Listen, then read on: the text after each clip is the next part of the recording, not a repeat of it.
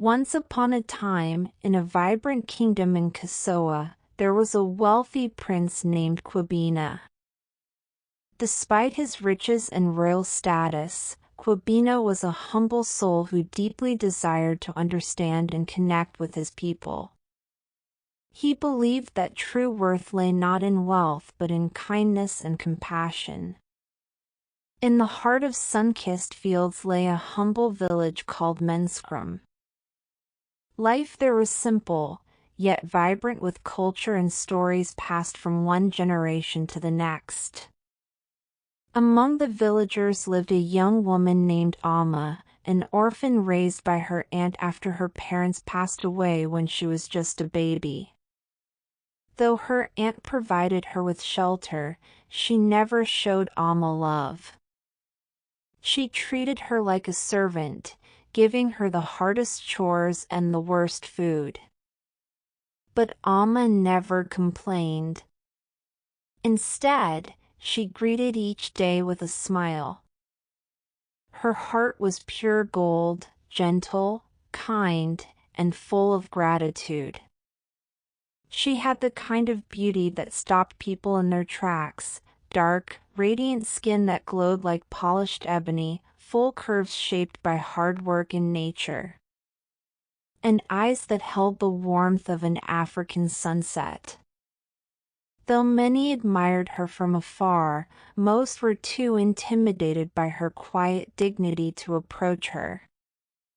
Jealousy brewed in some hearts, especially among the young women, who could never understand how someone with so little could shine so brightly. What most didn't know was that Alma's spirit was her true treasure. She helped the elderly fetch water, cleaned the village square every week without being asked, and cared for sick children when their parents were away. The elders adored her, often calling her Asita, meaning thankfulness, because she was a gift to the community. One day, the rich Prince Kwabena came to Menskrum. He arrived dressed in tattered clothes, carrying only a small bag and a walking stick. He claimed to be a traveler seeking work and rest. What no one knew was that Kwabena was no ordinary man. He was the only son of a powerful and wealthy chief, sent out by his father to find a wife, not just any wife, but a woman of true character, not swayed by wealth or titles. One day, Kwabena met Alma by the riverbank, where she was gathering water. Her warm smile and kindness captivated him instantly. Despite her hardships, she was radiant with kindness and patience. Kwabena started watching Alma from afar. He saw how she gave her last morsel of food to a beggar. He saw how she sang softly to the old women as she braided their hair. He saw how she cried alone at the riverside but wiped her tears and returned home with a smile. Kwabena was struck by her heartfelt goodness and her natural beauty, which shone brighter than any jewel. Kwabena began helping around the village, fixing broken fences, cleaning gutters, and joining the men during harvest. Over time, Kwabena grew close to Alma, determined to understand her world and learning from her resilience and kindness. He was touched by her gentle nature and her unyielding optimism, seeing in her the true spirit of his people.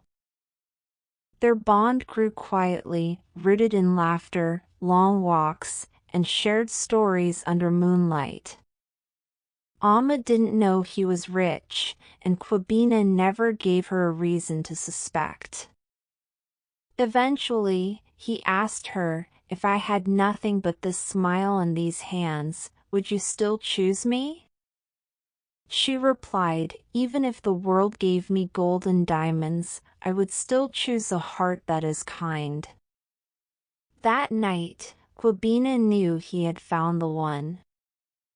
He felt like the time was right. Soon, his royal family came searching for him, arriving in the village with golden chariots and armed guards. The village was in shock. When they saw Quibina step forward, dressed as one of them but addressed as Prince Quibina, heir to the Fanti throne, mouths fell open. Alma stood in disbelief. With tears in his eyes, Quibina walked to her and knelt. "Alma, my queen, will you marry me, not because of my riches, but because you loved me when I had none?"